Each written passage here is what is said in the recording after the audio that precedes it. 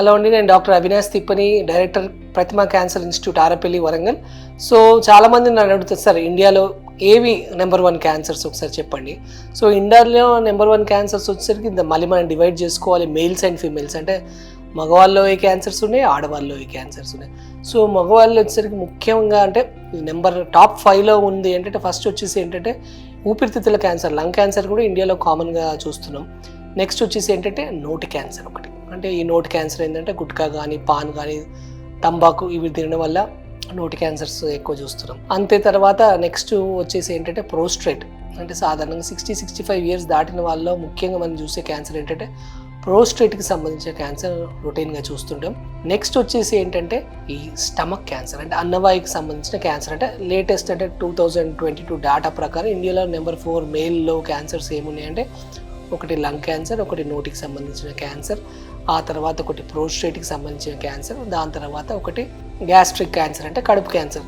Sir ఇలా వాటికి మనం ఏం టెస్ట్ చేయించుకోవాలి అంటే, మనం నోటి క్యాన్సర్కి చేయించుకోవాల్సిన టెస్ట్ ఏంటంటే ఒకసారి ఏదైనా సర్జన్ కానీ ఒక సర్జికల్ ఆంకాలజీ దగ్గరికి వెళ్ళి ఒకవేళ గుట్కా, పాన్, టొబాకో ఏమైనా చీవింగ్ హ్యాబిట్స్ ఉంటే తప్పకుండా note exam, oral cavity examination ఒకసారి చేయించుకోవాలి. ఒకవేళ నోట్లో తెల్ల మచ్చలు కానీ, పుండ్లు కానీ, లేకపోతే ఎర్ర మచ్చలు కానీ, ఇలాంటి నోట్లో ఏదైనా మానని పుండు కానీ ఇలాంటివి ఏదైనా ఉంటే తప్పకుండా ఒకసారి బయాప్సీ అంటే ముక్క పరీక్ష చేయించుకోవాల్సి ఉంటుంది. సో నోటి క్యాన్సర్ మనం ఇలా ఐడెంటిఫై చేయవచ్చు. ఒకవేళ ఈ గుట్కా, పాన్ తినే వాళ్ళ నోరు ఓపెనింగ్ తక్కువ ఉన్నా, మింగడం ఏదైనా ఇబ్బందిగా ఉన్నా, ఇవి తప్పకుండా ఒకటేసారి ఆ హ్యాబిట్స్ అన్ని స్టాప్ చేయాల్సి ఉంటుంది అనమాట. నెక్స్ట్ వచ్చేసి ఏంటంటే లంగ్ క్యాన్సర్, అంటే ఊపిరితిత్తులకు సంబంధించిన క్యాన్సర్. అంటే క్రానిక్ స్మోకర్స్, బాగా స్మోకింగ్ చేసే వాళ్ళు ఎవరు ఉంటే వాళ్ళు ఊపిరితిత్తుల క్యాన్సర్ చూస్తున్నారు. వాళ్ళకి ఏంటంటే స్మోకింగ్ హిస్టరీ ఉంటే ఒక్కసారి వెళ్ళి ఈ హెచ్ఆర్సిటీ స్కాన్, అంటే మనం కోవిడ్ టైంలో చేసుకునే సిటీ స్కాన్ చెస్ట్, అదే పరీక్ష CT scan chest, smoking history ఉండే వాళ్ళు, బాగా స్మోకింగ్ చేస్తే వాళ్ళు చేసుకుంటే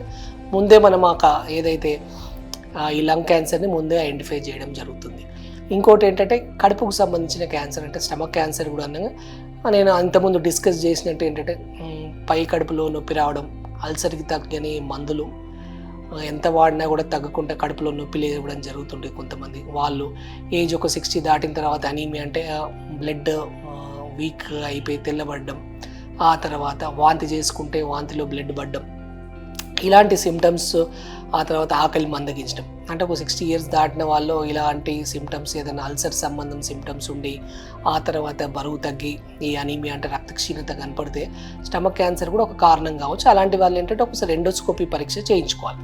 ఇంకోటి ఏంటంటే ప్రోస్ట్రేట్కి సంబంధించిన క్యాన్సర్ కూడా రెగ్యులర్గా చూస్తామని చెప్పాం కదా 4వ దశలో. ఈ ప్రోస్ట్రేట్ క్యాన్సర్ అంటే రెగ్యులర్గా మనం 4th స్టేజ్లోనే చేస్తుంటాం. కానీ ఒక 60 ఇయర్స్ దాటిన వాళ్ళు తప్పకుండా ఒకసారి PSA టెస్ట్ అని చేయించుకుంటే మనం ముందే ప్రోస్ట్రేట్ క్యాన్సర్ని ఐడెంటిఫై చేయవచ్చు. ఈ సిమ్టమ్స్ ఎలా ఉంటాయంటే అంతకుముందు డిస్కస్ చేసినట్టు యూరిన్ తరచుగా రావడం, యూరిన్లో కొంచెం తట్టుకొని రావడం, రాత్రి వాష్రూమ్కి 5-6 సార్లు వెళ్ళడం, కొంచెం యూరిన్ పోసినా కూడా మళ్ళీ పోయాలనిపించడం, ఇలాంటి సిమ్టమ్స్ ఒక 60 దాటిన వాళ్ళలో యూరిన్కి సంబంధించిన సిమ్టమ్స్ ఉంటే తప్పకుండా ఒకసారి PSA టెస్ట్ చేయించుకోవాలి. ఒకవేళ PSA టెస్ట్ పెరిగిందనుకోండి ఒకసారి ప్రోస్టేట్కి సంబంధించిన స్కానింగ్ చేయించేసుకొని దాని ముక్క పరీక్ష చేయించుకుంటే ఈ ప్రోస్టేట్ క్యాన్సర్ని కూడా మనం ముందే ఐడెంటిఫై చేయడం జరుగుతుంది.